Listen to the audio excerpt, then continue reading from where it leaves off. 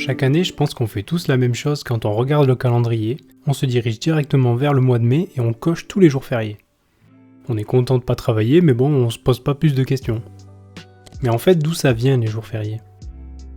L'expression jour férié, elle vient du mot latin feriae qui signifiait tout simplement jour de fête ou alors jour consacré aux dieux. Et je peux vous dire qu'on peut remercier les Romains pour cette magnifique invention.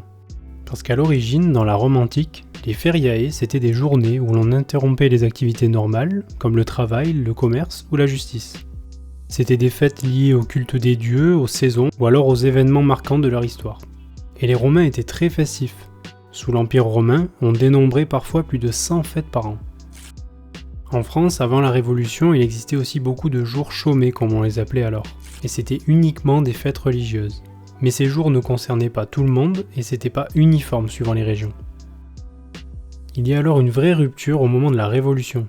Parce que les révolutionnaires, eux, ils veulent réduire l'influence religieuse et donc de nombreuses fêtes religieuses sont supprimées.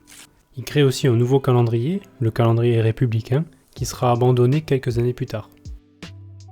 Au XIXe siècle, on trouve un certain équilibre. Il y a le retour de certaines fêtes religieuses, après un compromis avec l'Église, mais aussi l'apparition de fêtes civiles. C'est vraiment à ce moment-là que les jours fériés commencent à ressembler à ceux qu'on connaît aujourd'hui.